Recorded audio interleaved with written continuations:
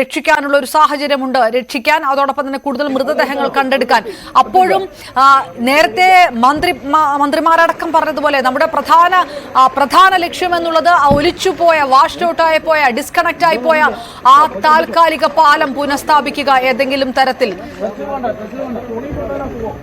ഇതാ വീണ്ടും റോപ്പ് വഴി ഒരാളെ എത്തിക്കുന്ന ദൃശ്യങ്ങളാണ് കണ്ടുകൊണ്ടിരിക്കുന്നത്. റോപ്പ് വഴി ജീവനുള്ള ഒരാളെയാണ് അങ്ങോട്ടേക്ക് എത്തിക്കുന്നത് എന്നുള്ളത് ആശ്വാസകരമായിരുന്നു. അത്രയ്ക്കും കണ്ടാൽ മനസ്സ് നുറുങ്ങിപ്പോകുന്ന ആ ദൃശ്യങ്ങൾക്കിടയിലും നമ്മൾ കണ്ടുകൊണ്ടിരിക്കുന്നത് ചില പ്രതീക്ഷകളുടെ കാഴ്ചകളുണ്ട്. അത്രയ്ക്കും ഭയാശങ്കകളോട് അവിടെ നിന്നവരെ ആ റോപ്പിൽ കെട്ടി പുറത്തേക്ക് എത്തിക്കുന്നു. ആ ജീവനോടുകൂടി അവരിതാ പുറത്തേക്ക് വന്നുകൊണ്ടിരിക്കുന്ന ദൃശ്യങ്ങളും ഇതിനകത്തുണ്ട്, പ്രതീക്ഷയും ഇതിനകത്ത് കാണുന്നുണ്ട്. CV അനുമോദ് കൂടി നമുക്ക് ഒപ്പം ചേരുന്നു. അനുമോദ നിൽക്കുന്ന സ്ഥലം, അതെങ്ങനെയാണ് അവിടെ രക്ഷാപ്രവർത്തനം നടക്കുന്നത് എന്ന് പറയുന്നത് പോലും അതുപോലും ദുഷ്കരമായിട്ടിരിക്കുന്ന ഒരു സാഹചര്യം. ഈ കാണുന്നത് ഒരു മിലിറ്ററിയുടെ വണ്ടി കാണുന്നുണ്ടല്ലോ, ആ വണ്ടി അങ്ങോട്ട് എത്തുന്നുണ്ടോ? അവർക്ക് ആ വണ്ടിക്ക് തോട് കടക്കാൻ കഴിയുമോ? എന്താണ് അനുമോദ് സംഭവിക്കുന്നത്?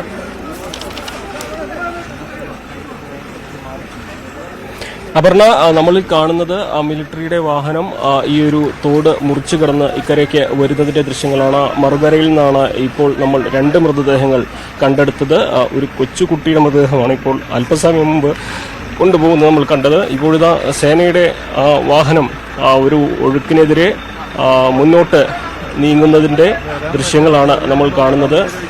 വലിയ ദുഷ്കരമാണ് ഇവിടുത്തെ രക്ഷാപ്രവർത്തനവും. ഇവിടെ ഈ കാഴ്ചകൾ കണ്ടു നിൽക്കുക പോലും അത്രമാത്രം ദുഷ്കരമാണ്, അത്രമാത്രം വേദനിപ്പിക്കുന്നതാണ്, അത്രമാത്രം പ്രയാസപ്പെടുത്തുന്നതാണ്. പക്ഷേ ഇവിടെ മുന്നോട്ട് പോയേ തീരൂ. കാരണം ഈ മണ്ണിനടിയിൽ കിടക്കുന്ന നമ്മുടെ സഹോദരങ്ങളാണ്.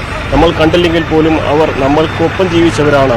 മറ്റൊരു നാട്ടിലാണെങ്കിലും അവർ നമ്മുടേതുപോലെ ജീവിച്ചവരാണ്. അപ്പോൾ അവരെ കണ്ടെത്തുക, അവരുടെ പ്രിയപ്പെട്ടവർക്ക്, ബന്ധുക്കൾക്ക് അവർ മരിച്ചു എന്നതിൻ്റെ അവരുടെ ശരീരത്തിന്റെ അവശിഷ്ടങ്ങളെങ്കിലും കണ്ടെത്തി നൽകുക എന്നുള്ളത് അടിസ്ഥാനപരമായിട്ട് നമ്മൾ ചെയ്യേണ്ട. പ്രതിസന്ധിയിലും ചിലപ്പോൾ ജീവൻ കയ്യിൽ പിടിച്ച് മണിക്കൂറുകളായി ഈ ഏതെങ്കിലും ഒരു തുരുത്തിൽ അല്ലെങ്കിൽ ഏതെങ്കിലും ഒരു കല്ലിൽ ഏതെങ്കിലും ഒരു മരക്കഷ്ണത്തിൽ ഒട്ടിപ്പിടിച്ച് നിൽക്കുന്നവരുണ്ടാകും. അവരെ ജീവിതത്തിലേക്ക് തിരിച്ചു കൊണ്ടുവരിക, അതൊക്കെ വലിയ ഈ ഒരു രക്ഷാദൗത്യത്തിന്റെ പ്രധാനപ്പെട്ട കാര്യമാണ്. ഇപ്പോൾ ഈ ഒരു സൈനിക വാഹനത്തിൽ പോകുന്നത് അവിടെ കുടുങ്ങിപ്പോയ ആളുകളാണ്. എത്ര പേരുണ്ട് ഇതില്? 10-30 മേലുണ്ട് ആൾക്കാർ.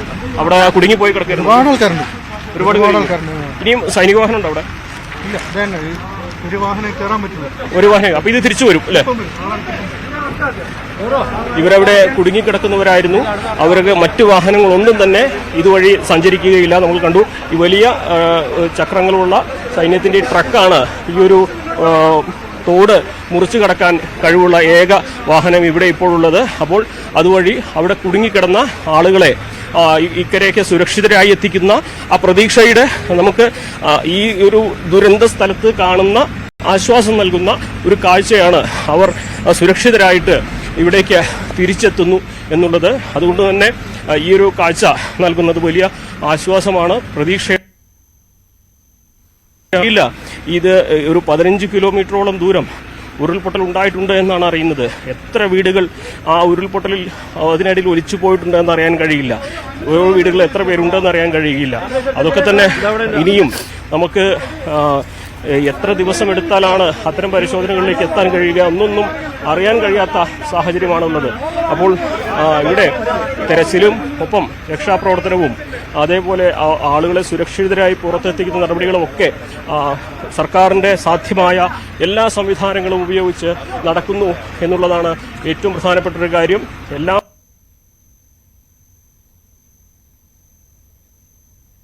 CV അനുമോദ് വിവരങ്ങൾ. എല്ലാ നാട്ടിൽ നിന്നുള്ള രക്ഷാപ്രവർത്തകർ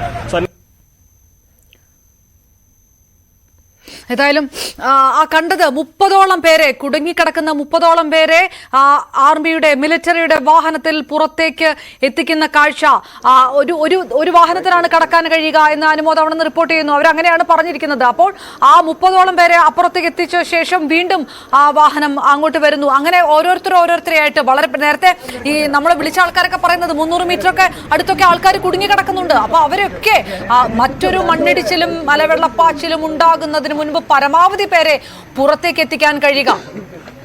84 എന്നുള്ള മരണസംഖ്യ വീണ്ടും സ്ഥിരീകരിക്കുന്നു. മരണസംഖ്യ ഓരോ മിനിറ്റിലും കൂടുന്ന അത്യന്തം ദുഃഖകരമായിട്ടുള്ള ഒരു കാര്യം തന്നെ. അനുമോദ്